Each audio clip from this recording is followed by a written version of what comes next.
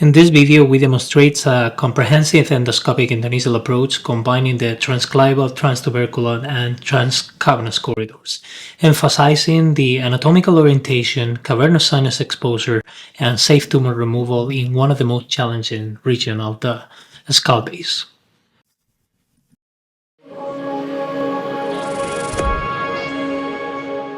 This patient presented with complete vision loss and hypopituitarism associated with a large sellar supercellular mass extending into the medial, inferior, and lateral compartments of the cavernous sinus, with features suggestive of a retroclival cartilaginous tumor rather than a pituitary adenoma.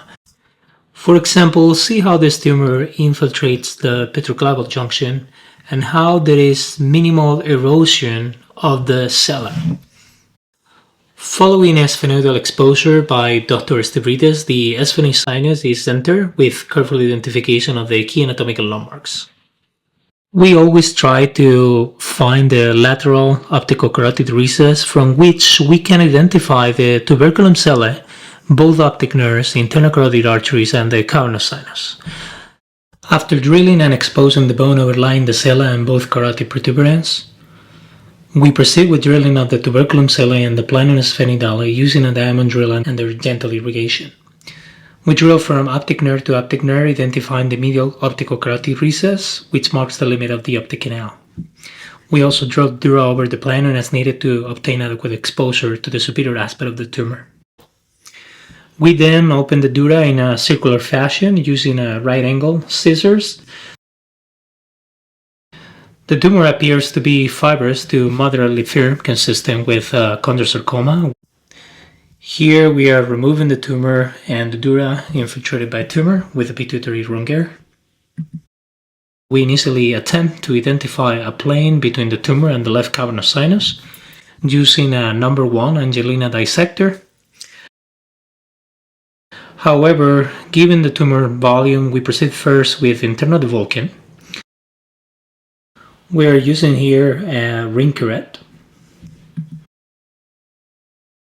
The devulcan often involves the midline, the sella, and the paracellular compartments, allowing for better definition of the anatomical planes. Using a combination of the suction with the Angelina number 9, we are able to empty the tumor from the midclavus and expose the prepontine dura.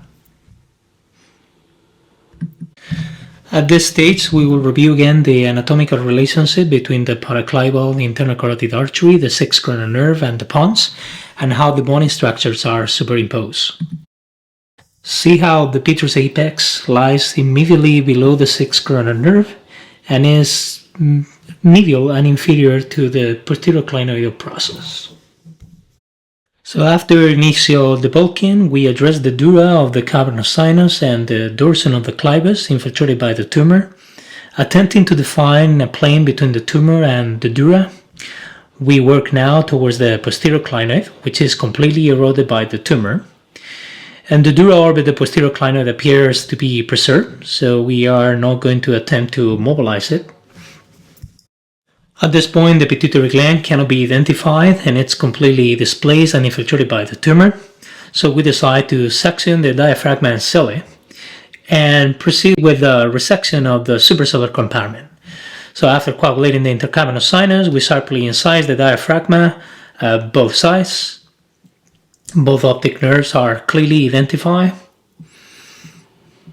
And we minimize manipulation and traction of the optic nerve, favoring always sharp dissection and minimal blunt dissection to preserve the optic nerve vascularization. Here you see how we are using the number 4 Angelina dissector to carefully remove this layer of arachnoid. And sharp dissection and sever of the diaphragm is needed in order to work towards the pituitary stalk that can be identified there at the back. In order to preserve the vascularization, gentle movement with the same scissor that we are cutting to identify this thin layer of arachnoid. Here the right angle scissor is needed to cut this thin arachnoid adhesions Sometimes we use double hand. Remember always to place the endoscope a little bit farther to allow for bimanual dexterity and manipulation of the depth at the level of the interpeduncular fossa. This is another different Angelina dissector in which we mobilize the hardest part of the tumor, the most fibrous, and we just with the suction try to gentle preserve all the neurovascular structures. Once the stalk has been dissected, we remove the tumor capsule with the pituitary rongeur, slowly and careful not to detach any vessel.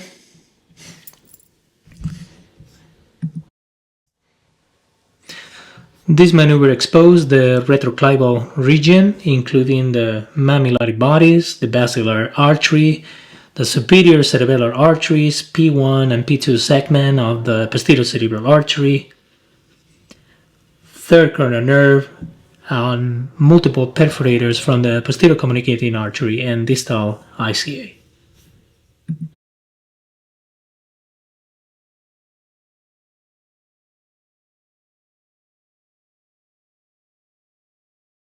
Now we proceed to show another anatomical illustration of the foramen lacerum, as we are going to proceed with the superior medial petrosectomy to expose the posterior aspect of the foramen lacerum and the inferior compartment of the cavernous sinus. Now with a ring curette and Carison rongeurs, we are removing the bone overlying the inferior aspect of the cavernous sinus. Here I am mobilizing the content of the pterygopalatine fossa to expose the most inferior aspect of the cavernous sinus. Here I'm removing the bone extending over the middle clinic process, as this is important to access the most lateral compartment of the cavernous sinus. Here, by doing this, we ensure the exposure of the supraclinoid ICA, and we always decide to expose minimally the mechalscape to make sure that we access the most lateral compartment of the cavernous sinus. Here we are exposing just the most posterior aspect of the mechalscape. We inject some warm irrigation to achieve hemostatic control, and after we expose the lateral compartment, we just inject some Flosil. And now we are going to proceed with the medial petrosectomy. Using a coarse diamond drill, we drill the lateral and mid clivus, extending laterally towards the petrous process of the sphenoid bone and the superior medial petrous apex, exposing the medial margin of the foramen lacerum. Hemostasis is achieved with hemostatic agents and gentle pressure. We continue drilling the mid clivus to expose the anterior aspect of the foramen lacerum, as we're doing here. By drilling slightly superiorly, we can expose the inferior lateral aspect of the inferior cavernous sinus compartment and the anterior bend of the paraclival carotid artery. Here we inject again some Flosil and the pressure to control the vascular plexus. At this point, the cavernous sinus and tumor involving its interior and lateral compartments are fully exposed. So using a number 4 Angelina dissector together with a 30-degree endoscope and angle suction, we perform a plane dissection along the inferior cavernous sinus. The internal carotid artery is fully preserved. We identify the lateral optical carotid recess, which marks the superior and inferior limits of the clinoidal segment of the internal carotid artery. Same as the interclinoidal ligament that extends between the posterior and anterior clinic process behind the internal carotid artery. This landmark helps us to remove the last portion of the tumor infiltrating the posterior aspect of the medial compartment. And here we are resecting the final portion of the dura infiltrated by tumor to achieve gross total resection. We inspect with the 30 degrees that the whole tumor from the cavernous sinus have been removed. This dura seems to be intact, so we just avoid its resection to afford better closure. And we inspect the cavity, showing a clean cavity with preserved neurovascular structures, third coronary nerve, mammillary bodies. Then we proceed with reconstruction using a 3-layer technique with an inlay collagen graft. Then we follow by a fasciolata that is placed on a onlay fashion. Then we reinforce this construct with a Surgicel that is finally covered with the vascularized flap that our colleague Dr. Stavrides have obtained for this closure.